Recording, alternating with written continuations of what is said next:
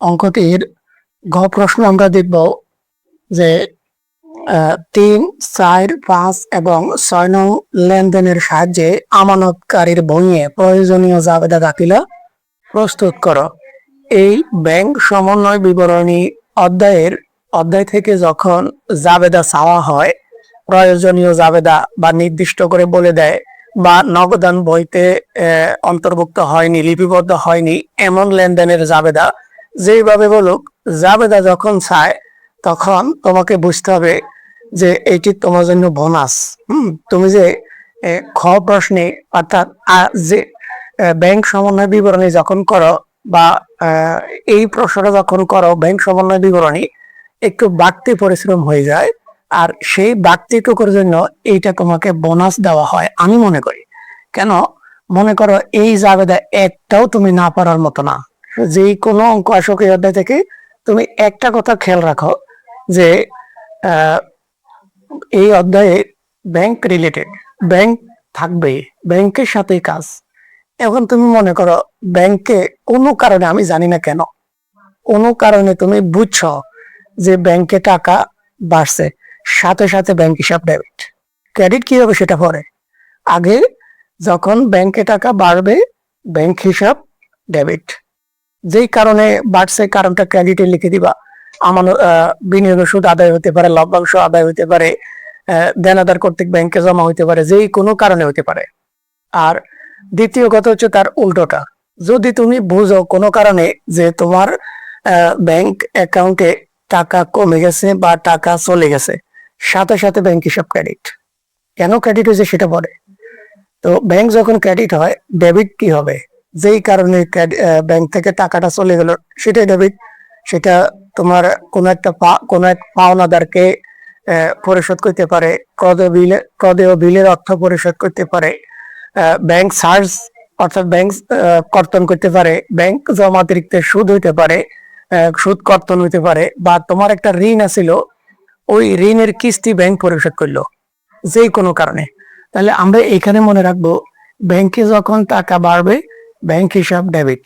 আর যেহেতু ব্যাংক একটা সম্পদ, আমরা জানি সম্পদ বাড়লে সম্পদ ডেবিট হয়, আর সম্পদ কমলে সম্পদ ক্রেডিট হয়। তো সেক্ষেত্রে ব্যাংক যেহেতু একটি সম্পদ, তাহলে আমরা এভাবে বলতে পারি যে ব্যাংকে যখন বাড়বে ব্যাংক হিসাব ডেবিট, ব্যাংক থেকে যখন কমে যাবে বা চলে যাবে ব্যাংক হিসাব ক্রেডিট। তাহলে খেয়াল করো, এই যে ৩ নম্বরটা দেখে শুরু করি। ব্যাংক কর্তৃক লভ্যাংশ আদায়। ব্যাংক যদি তোমার লাভের অংশ কোথাও থেকে আদায় করে তাহলে ব্যাংকে টাকা বাড়ে। ব্যাংক তোমার পক্ষ হইয়া কাজ করে, কখনো তোমার পক্ষ হইয়া আদায় করে, কখনো তোমার পক্ষ হইয়া কাউকে পরিশোধও করে। তো যেহেতু এখানে তোমার পক্ষ হইয়া লাভের অংশটুকু আদায় করে আনলো, তাহলে ব্যাংকে টাকা বাড়লো। আমরা সাথে সাথে লিখবো ব্যাংক হিসাব ডেবিট। হ্যাঁ, আর এখন ক্রেডিট তো কিছু একটা লাগবে, তাহলে এখানে কেন বাড়লো সেটা হচ্ছে লভ্যাংশ আদায়। তাহলে আমি লিখবো লভ্যাংশ আয় হিসাব, আয়টা বাংলা লিখলাম আমরা, লভ্যাংশ আয় হিসাব ক্রেডিট। কারণটা লিখতে পারো যে ব্যাংক কর্তৃক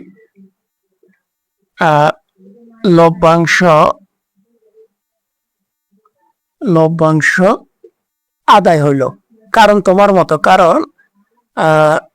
কারণ লেখার জন্য বাড়তি কোনো চিন্তা করার দরকার নাই। কারণটা হচ্ছে তুমি যদি এই প্রশ্ন থেকে একটু বুঝে লিখলে হবে, আর কিছু না। যদি কারণটা নাই পারো একবারে, তারপর তুমি এভাবে লিখতে পারো যে ব্যাংক কর্তৃক লভ্যাংশ আদায় হিসাবভুক্ত করা হলো, এটাই ওই লাইনটি লিখে হিসাবভুক্ত করা হলো, তাও হবে। কারণের জন্য তোমার প্রশ্ন উত্তর কাটা যাবে না বা নাম্বার ওইভাবে আসলে কমে না, কিন্তু কারণটা দিতে হবে, এটা মাথায় রাখবা। যদি ব্যাখ্যার প্রয়োজন নাই এটা প্রশ্নে বললে তখন কারণ দিব না, কিন্তু এমনিতে আমরা কারণ অবশ্যই দিব। এবার আসো ৪ নম্বরটা, ব্যাংকে জমাকৃত চেক আদায় হয়নি, আসলে এটির জাবেদা হবে না। আমরা লিখতে পারি জাবেদা, আমরা লিখলাম যে এই লেনদেনটির জাবেদা হবে না বিদায়, হ্যাঁ,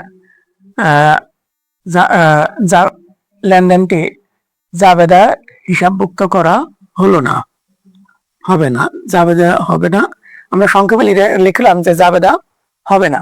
এটার কারণ হচ্ছে, খেয়াল করো, ব্যাংকে জমাকৃত চেক আদায় হয়নি। তুমি যেই চেকটা কোনো এক দেনাদার বা তোমার যার থেকে পাওয়ার চেকটা পাই কি করছো, চেকটা তুমি ব্যাংকে জমা দিছো। এটা যখন তুমি চেকটা পাইছো, নিশ্চয়ই তুমি একটা জাবেদা দিছো। তখন হয়তো ব্যাংক হিসাব ডেবিট, দেনাদার হিসাব ক্রেডিট, একটা জাবেদা তুমি খাতায় দিছো যখন তুমি চেকটা পাইছো। এখন চেকটা আদায় করার জন্য ব্যাংকে আছে। এখন যদি চেকটা ব্যাংক কর্তৃক প্রত্যাখ্যাত হয়, ব্যাংক যদি সেটি বাতিল করে, পুনরায় তুমি আবার জাবেদা দিতে পারবা, প্রাপ্য হিসাব ডেবিট, ব্যাংক ক্রেডিট। কিন্তু চেকটা এখনো আদায়ও হয় নাই, আবার বাতিলও হয় নাই, মাঝামাঝি সময়তে আছে। একটা নির্দিষ্ট সময় থাকে চেকের, ওই সময় পর্যন্ত দেখা যাবে কি হয়। তাহলে এই মুহূর্তে এই চেকটির জন্য চেকটি অপেক্ষায় আছে, আদায়ের জন্য ব্যাংকে অপেক্ষায় আছে। এই মুহূর্তে এই চেকটির জন্য কোনো জাবেদা হবে না। আর এরপরে কি আমরা আসি 5 নম্বর, অফিসের জন্য ব্যাংক হতে উত্তোলন 2000 টাকা। অফিসের জন্য যদি তুমি ব্যাংক হতে উত্তোলন করো, তাহলে কি হয়, তোমার ব্যাংকে টাকা কমে যায়। তাহলে আমরা ব্যাংক ক্রেডিট লিখতে পারি। হ্যাঁ, ক্রেডিটটা আমরা পাই গেলাম, ব্যাংক হিসাব মনে করো ক্রেডিট। হ্যাঁ, ব্যাংক হিসাব ক্রেডিট। এখন টাকাটা ব্যাংক থেকে কমলো, বুঝলাম, টাকাটা গেল কই? টাকাটা অফিসের জন্য যেহেতু উত্তোলন করা হয়েছে, মানে দোকানে টাকাটা আসছে, তার মানে নগদ টাকা বাড়ছে, নগদান হিসাব ডেবিট। আর এই যে 2000 টাকা, আমরা ডেবিটের করে 2000 এবং ক্রেডিটের করে 2000 লিখলাম।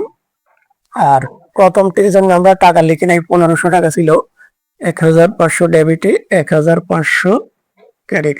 এখন এটির কারণ কি দিতে পারি আমরা? কারণ হইতে পারে অফিসের জন্য ব্যাংক হতে উত্তোলন, অফিসের জন্য ব্যাংক হতে উত্তোলন, হ্যাঁ,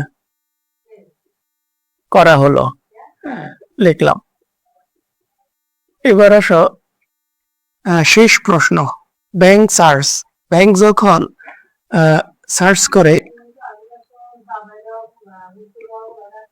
ব্যাংক যখন সার্চ করে মানে কি, কেটে নিয়ে যায়, আমার অ্যাকাউন্ট থেকে টাকা কেটে নিয়ে যায়, ব্যাংকে কমে যায়। এই জন্য ব্যাংক হিসাব বা ব্যাংক সার্চ হিসাব, ব্যাংক হিসাব ক্রেডিট। হ্যাঁ, ব্যাংক থেকে টাকা কমে গেছে, এই জন্য ব্যাংক হিসাব ক্রেডিট। কেন কমলো?